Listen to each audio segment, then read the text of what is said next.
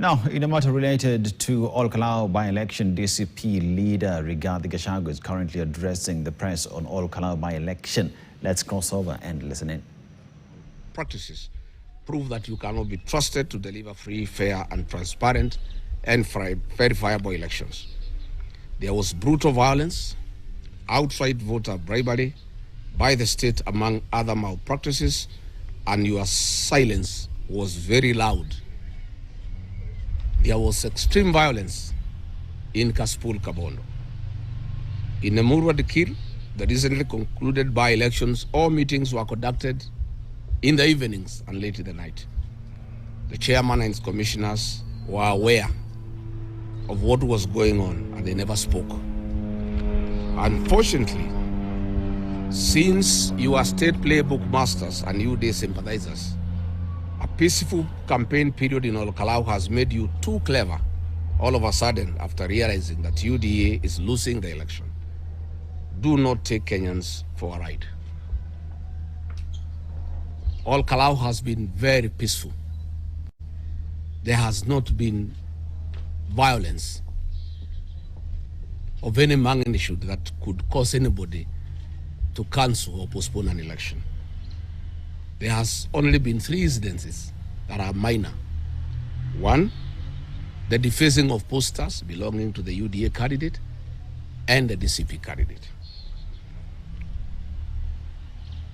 On 1st July 2026 at the Royal Garden Hotel in Ol-Kalou Town, Nyandarua County, officers and staff of DCP were brutally attacked by police officers and UDA officials. Their phones and other materials were taken away. 8 reports and statements at Ol-Kalou police station were made, and to date, no action has been taken.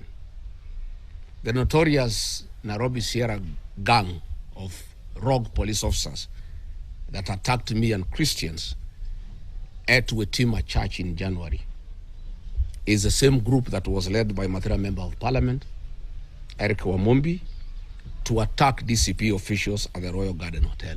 So, Mr. Ethokon, whatever violence that has been witnessed in Ol-Kalou has been perpetrated by the state.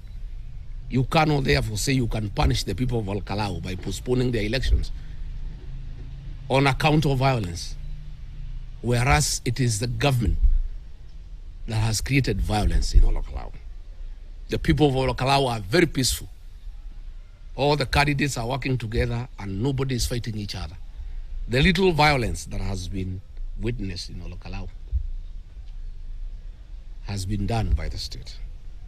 And we wonder, Mr. Ethokon, you never condemned violence in Bere. You didn't condemn violence in Kaspul Kabondo. You didn't condemn violence in Malaba. How come you are condemning non-existent violence in Ol-Kalou and threatening to postpone an election for non-existent violence?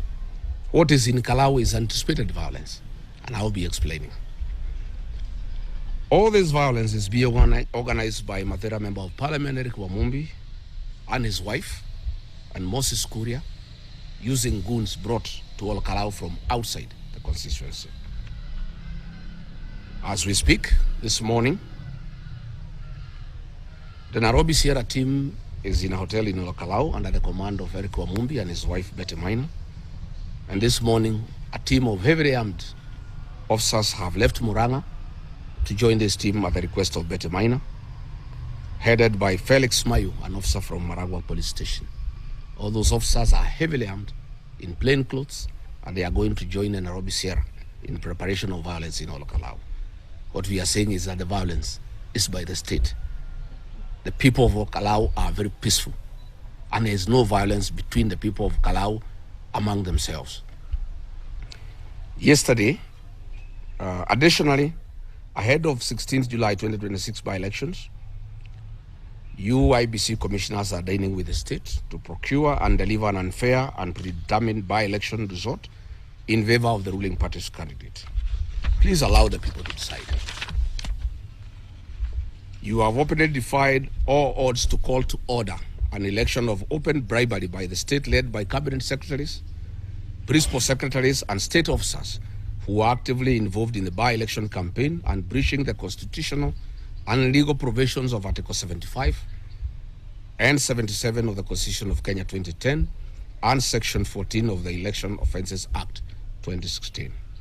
The world and the citizens of Kenya have all witnessed the brazen breaches of the constitutional and legal safeguards aimed at guaranteeing a free and fair and verifiable election. Let me pay special tribute to the media that has captured the wanton bribery by state officials in Olkalau.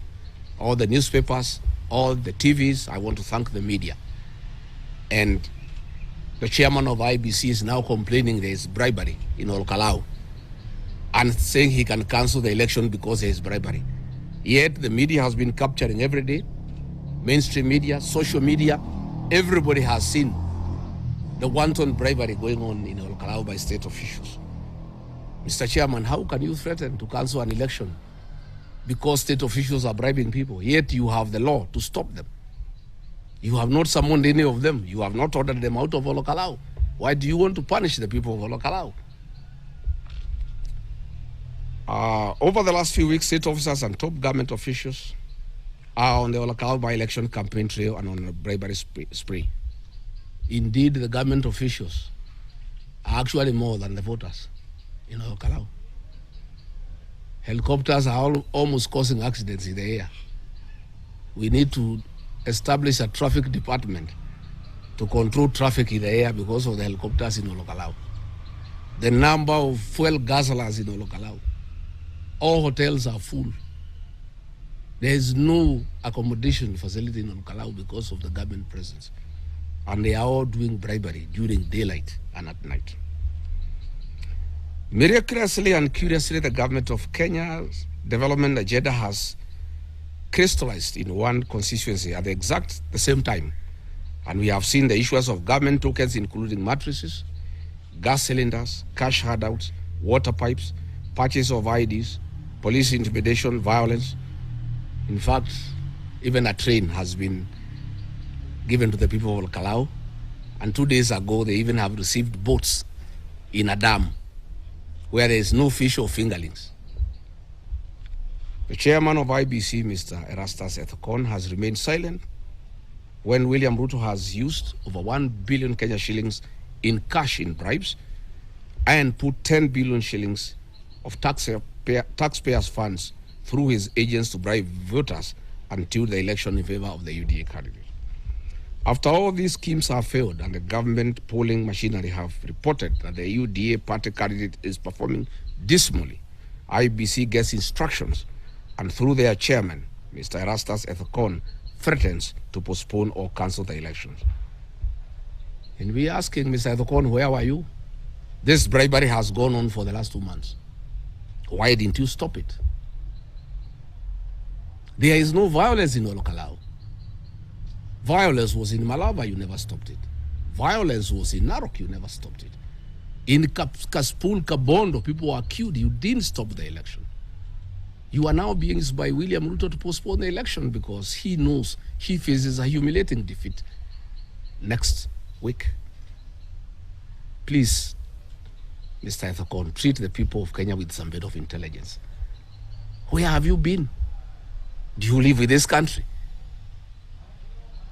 Bribery by state officials is documented every day. And then you come up yesterday to cry. You are crying to Kenyans to do what? You are the one in charge of IEBC. You are the one who is supposed to stop bribery by state officials. Or you are saying all you can do, you are helpless, they stop the election.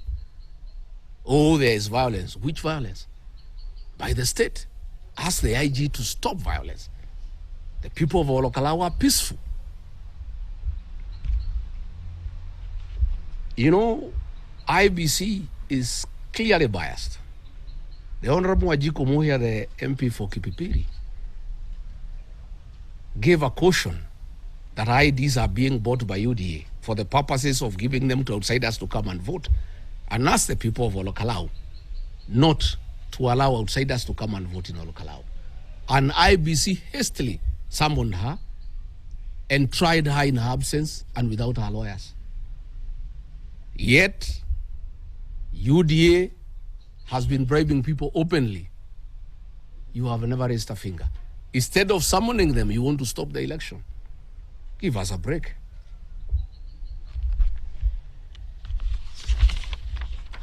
The following state officers and government officials have openly been involved in electoral campaigns and malpractice in Olkalau, among others. The Honorable Alice Wahome, Cabinet Secretary for Lands, Public Works and Housing and Urban Development. William Kabogo, Cabinet Secretary for Information, Communications and Digital Economy. Davis Chirchil, Cabinet Secretary for Roads and Transport. Rebecca Miano has actually left her office. She has put up an office in Olkalau. She even tried to summon the ACK Church for a seminar on tourism to bribe them to campaign for the UDA candidate. And the ACK parish minister stood her off. She had called them for a seminar in Naivasha. I don't know what ACK church officials have to do with the tourism in Kenya. She has left her office. She is actually working from Olkalau. Nixon Coril, the Principal Secretary, State Department of Lands. Patrick Mariru, Principal Secretary, State Department for Defense. Alex Wachira, very notorious. He has even removed the transformers from Bere and taken them to Olkalau.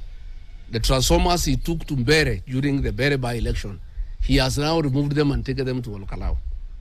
Joseph Bogwa, the Principal Secretary for State Department for Roads. All roads in Nyandarua, in all the neighboring constituencies, have stalled. But in Olkalau, he is there launching roads. Mary Mudhoni, the Principal State Secretary for Public Health, she was having, with Aden Duale, a medical camp and demanding IDs before people are treated. I don't know what an identity card would inform when you are treating somebody. I thought they are supposed to take their blood pressure, their temperature, and their sugar levels. But instead of doing that, finding out what is their BP, what's their sugar levels, what is their temperature, instead they are taking the ID, which means the whole thing was a fake. They just wanted to take IDs from the gullible people of Olkalau. Anan Wangombe, the Principal Secretary for State Department for Gender. Mr. Philip Mainga, the Managing Director of Kenya Rails Corporation. He brought a fake train in Olkalau after 45 years absence, and it knocked a few vehicles because there are no signs anywhere. I'm asking the people of Olkalau to avoid that train. It's a disaster in the making. Charles Karondo, the chairman of the Communication Authority, he has come to Olkalau for 3 months. He's the one actually doing voter bribery at night. When he's not in Olkalau, he's in Keharu, where he's been the sponsor to oppose Dende Nyoro. He's the one actually mapping all the homes for voter bribery. Mr. Ethokon, before you can threaten to cancel the election because of voter bribery, can you summon these state officers and pull them out of Olkalau and let the law take its course? Don't be a crybaby. Why are you crying about voter bribery when the culprits are known and the law is in place? What are you telling the people of Kenya? You are crying to Kenyans to do what? You are the one who is supposed to take action against these people. Then you are shouting, oh, this election I can cancel, there's too much voter bribery, oh, there could be violence. You are the one charged with the responsibility of managing elections in Kenya, not the Kenyan people. What do you want the people of Olkalau to do? I just wonder. Yesterday, the fake deputy president and leader of majority Kevani Ichung'wa summoned deputy county commissioners in Gilgil and told them to create an infrastructure today to meet chiefs and assistant chiefs who shall be given money for bribery on Sunday night and election night to go and bribe people in every house. So the chiefs and the assistant chiefs will be meeting Kindiki and Ichung'wa today. And Ichung'wa did tell them that they are in charge of IEBC. In fact, Ichung'wa went ahead to tell the government officials that they have bought a house in Karen for Mr. Ethokon at 80 million. Ethokon did not have a house in Nairobi, he was living in Turkana. I want to challenge the chairman of IEBC to confirm whether he has moved to Karen and how did he purchase this house. He has been in office for a year. His income is not sufficient to buy a house for 80 million. Is it true what Ichung'wa is saying, that the government has bought you a house in Karen so that you can bangle the 2027 general election? And Ichung'wa told the officers that they have instructed Ethokon to make sure that the UDA candidate is announced the winner, even if he loses, even if people die. I want to challenge Ethicon. When did you move to Karen? You came from Turkana. You came to my neighborhood at a house of 80 million. Where did you get the money to buy a house for 80 million? It must be what Ichogwa is saying, that they bought you the house and you do what they want. Mwangi Kujori has been calling the presiding officers and threatening them, offering them money to bungle the election. And those who refuse, he is intimidating them. That he has instructions to make from William Ruto to make sure the election is won. And he is telling them that if they don't help government, they'll face government wrath. I want to thank the returning officer and all presiding officers in Olkalau. So far, they have been very firm. Please don't be intimidated. Kionjore, Ichongwa, Kindeki, Ruto will take you nowhere. Live up to the oath you have taken to conduct free and fair election in Olkalau. I want to say, Bwana Ethicon, do the right thing. Don't try to postpone this election. Make sure there is no violence. Talk to the IG to make a public statement that goons will not be allowed into Olkalau. Because if there are no goons, the election will be peaceful. The people of Olkalau are extremely peaceful and they don't want violence.